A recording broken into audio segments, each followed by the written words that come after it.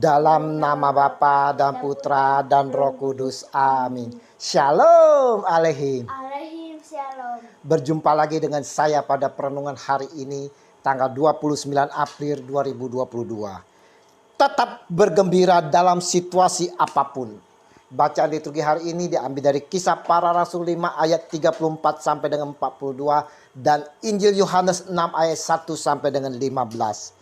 Saudara-saudaraku yang terkasih di dalam kasih Kristus, kita masih di dalam suasana Paskah, saudara.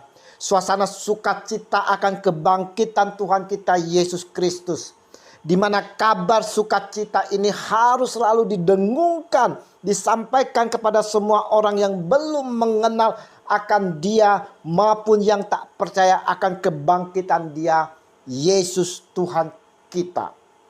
Nah, saudara-saudara yang terkasih, apakah kita sudah menyampaikan sukacita ini kepada semua orang, saudara? Para rasul waktu itu, saudara, dengan gigih menyebarkan kabar sukacita ini. Dan oleh karena perpolitikan waktu itu, di mana para penguasa tak mengakui akan Yesus dengan ajaran dan mukjizat, sehingga Yesus dihukum mati, para rasul pun, saudara-saudara, ditangkap. Namun dalam persidangan Mahkamah Agung, para rasul dibebaskan. Kenapa, saudara? Karena seorang ahli Taurat bernama Gamaliel memberikan pembelaan atas mereka. Karena itu aku berkata kepadamu, Janganlah bertindak terhadap orang-orang ini. Biarkanlah mereka, sebab jika maksud dan perbuatan mereka berasal dari manusia, tentu akan lenyap. Tetapi kalau berasal dari Allah, kamu tidak akan dapat melenyapkan orang-orang ini. Mungkin ternyata juga nanti bahwa kamu melawan Allah. Nasihat itu diterima.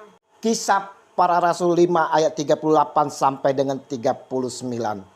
Saudaraku yang terkasih, para rasul dibebaskan, saudara. Mereka pun semuanya gembira karena dianggap layak menderita penghinaan oleh karena Yesus.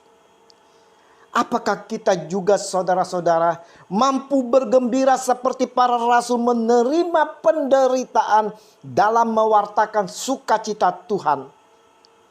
Saudaraku yang terkasih, kita semua, saudara-saudara, dipanggil Kristus untuk menjadi saksinya di dunia, saudara.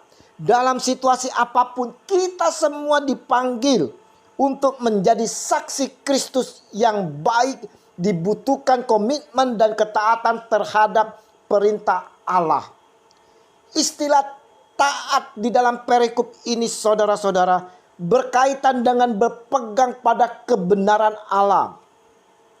Saat para rasul ditangkap dan diadili, mereka memiliki patokan hidup yang jelas, yaitu berdiri teguh pada kebenaran Allah.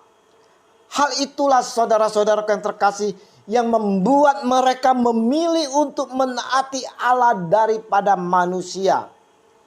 Di sini, saudara-saudara yang terkasih, kita dapat melihat ketaatan kepada Allah telah menjadi komitmen para rasul. Walau nyawa mereka, saudara-saudara, menjadi taruhannya, mereka tidak merasa takut. Pada ayat 33, saudara-saudara, dikatakan bahwa mereka akan dibunuh. Ancaman itu tidak mematahkan tekad dan semangat mereka untuk melanjutkan pewartaan tentang Injil Kristus. Seringkali, saudara-saudara yang terkasih, di dalam melaksanakan tugas pemberitaan Injil, kita suka meragukan penyertaan Allah. Apalagi ketika berhadapan dengan ancaman, saudara. Mungkin saja kita memilih taat kepada manusia dengan cara bungkam sebagai bentuk kompromi. Satu hal yang perlu diketahui dan diingat, saudara-saudara, adalah orang yang taat dan setia akan memperoleh keselamatan hidup. Tetapi orang yang cari aman dan berkhianat akan binasa. Kita melihat, saudara, dalam ketaatan para rasul, Allah turut bekerja untuk mendatangkan kebaikan bagi orang yang dikasihinya. Allah memakai Gamaliel membujuk anggota Mahkamah Agung untuk mempertimbangkan dengan sungguh-sungguh putusan mereka. Dalam argumennya, Gamaliel menjelaskan bahwa suatu gerakan yang berasal dari manusia cepat atau lambat akan lenyap.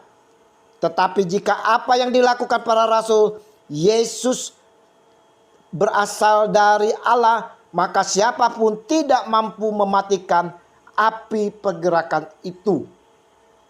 Saudaraku yang terkasih, demikian dengan kita saudara-saudara yang dipanggil sebagai saksinya. Jika kita hidup di dalam ketaatan saudara-saudara, maka dalam situasi apapun Tuhan Allah akan turut bekerja untuk mendatangkan kebaikan bagi orang yang dikasihinya. Mari saudara-saudaraku yang terkasih, melalui perenungan hari ini, kita yang telah dipanggil, yang telah diutus, maka kita mau juga saudara-saudara selalu hidup di dalam ketaatan dan selalu berpegang teguh secara penuh akan firman-Nya.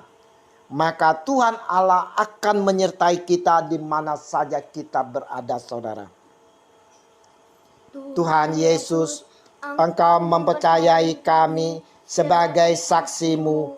Tuntun kami senantiasa dalam penyertaan-Mu, agar kami mampu sebagai saksi-Mu di mana saja kami berada, kini dan sepanjang masa. Amin. Dalam nama Bapa dan Putra dan Roh Kudus. Amin. Shalom Aleichem.